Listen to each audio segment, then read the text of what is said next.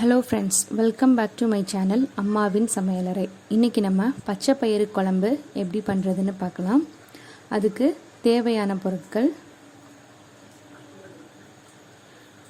தாளிக்கிறதுக்கு 1/2 ஸ்பூன் கடுகு, 2 வரமிளகா, 1/2 ஸ்பூன் சீரகம், 2 பூண்டை நறுக்கி வச்சுருக்கேன், 2 தக்காளியை கட் பண்ணி வச்சுருக்கேன், 10 போல் சின்ன வெங்காயத்தை ரவுண்டாக கட் பண்ணி வச்சுருக்கேன், பச்சை பயிறு 200 கிராம் எடுத்து நல்லா கழுவி எடுத்து வச்சுருக்கேன். ஒரு பாத்திரத்தில் பச்சை பயிரை சேர்த்து அதில் இருக்கிற ஈரப்பதம் போய் நல்லா வறுபட்டு வாசனை வர வரைக்கும் நல்லா வறுக்கணும்.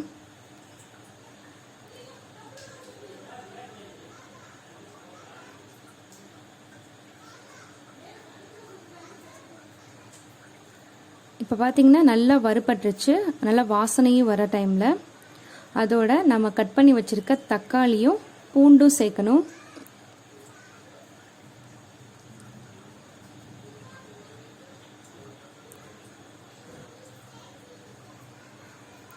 தக்காளியையும் பூண்டையும் சேர்த்து ஒரு 2 வதக்கு வதக்கிட்டு சும்மா ஒரு 2 வதக்கு வதக்கிட்டு தேவையான அளவுக்கு தண்ணி ஊற்றணும். தண்ணி கொஞ்சம் நிறையா ஊற்றணும். பயிறு ஊற வைக்காத பயிறு, அதனால் தண்ணி நிறையா ஊற்றணும். அப்போ தான் நல்லாயிருக்கும், இல்லைன்னா அடி பிடிச்சிடும். அதோட 1/4 ஸ்பூன் மஞ்சள்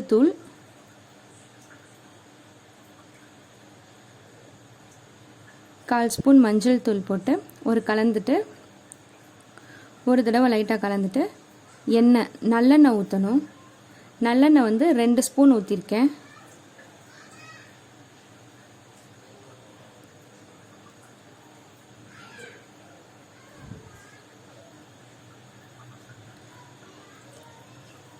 நல்லெண்ணெய் ஊற்றுனதுக்கப்புறமா ஒரு குக்கர் மூடி விசில் போட்டுருங்க.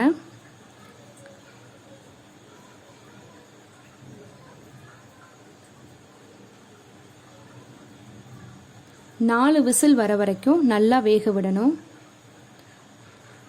இப்போ 4 விசில் வந்ததுக்கப்புறம் குக்கரை ஓப்பன் பண்ணி பார்க்கணும். ஓப்பன் பண்ணி பார்த்தா பயிறு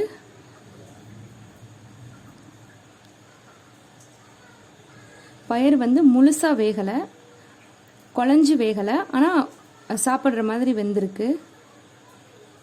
பாருங்கள், ஒரு பயிர் எடுத்து நான் அழுத்தி காட்டுறேன். பார்த்தீங்களா, பயிர் வெந்திருக்கு, ஆனால் குழையலை. குழஞ்சி வெந்தால் தான் இதுக்கு நல்லாயிருக்கும். இப்போ இந்த அளவுக்கு வெந்திருக்கு. இதோட தாளித்து கொட்டிடலாம்.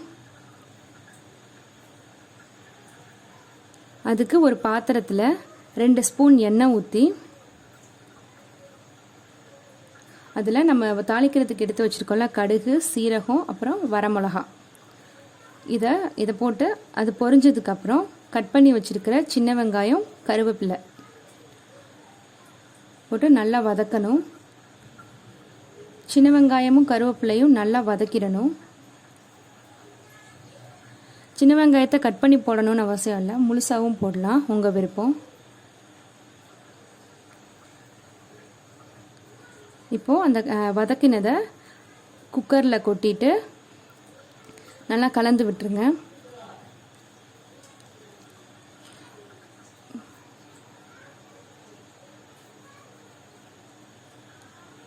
கலந்துட்டு தேவையான அளவுக்கு உப்பு, நான் கல் உப்பு சேர்த்துருக்கேன். உப்பு சேர்த்து ஒரு தடவை கலந்துட்டு நெய் 2 ஸ்பூன் நெய் போட்டிருக்கேன்.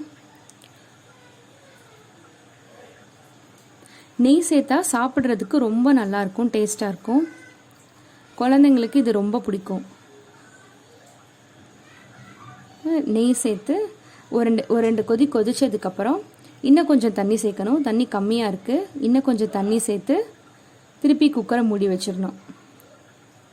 நான் தண்ணி நிறையா தான் சேர்த்துருக்கேன். இப்போ இவ்வளோ தண்ணி சேர்த்துருக்கேன்ல, வெந்தோடனே பார்த்தீங்கன்னா கம்மியாயிடும். குக்கரை மூடி வச்சுட்டு திருப்பி ஒரு 4 விசில் வேக வச்சிடணும். இப்போ 4 விசில் வந்ததுக்கப்புறம் ஓப்பன் பண்ணி காட்டுறேன் பாருங்கள்.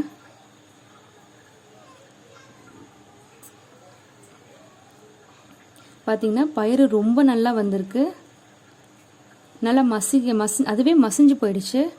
நம்ம இந்த குழிக்கரண்டி இருக்கும்ல, அந்த குழிக்கரண்டி வச்சு கொஞ்சம் அழுத்தி மசிச்சு விடணும். அப்புறம் நல்லா குழஞ்சி நல்லாயிருக்கும். சாதத்தில் ஊற்றி சாப்பிட்றதுக்கு சூப்பராக இருக்கும். இதை ஒரு தடவை ட்ரை பண்ணி பாருங்கள். இது ரொம்ப நல்லாயிருக்கும் சாப்பாடோட சாப்பிட்றதுக்கு. குழந்தைங்களுக்கு ரொம்ப பிடிக்கும். உங்களுக்கு இந்த வீடியோ பிடிச்சிருந்துச்சுன்னா லைக் பண்ணுங்கள், ஷேர் பண்ணுங்கள், கமெண்ட் பண்ணுங்கள், மறக்காமல் சப்ஸ்கிரைப் பண்ணிவிடுங்க. அடுத்த வீடியோவில் சந்திக்கிறேன். அது வரைக்கும் பாய்.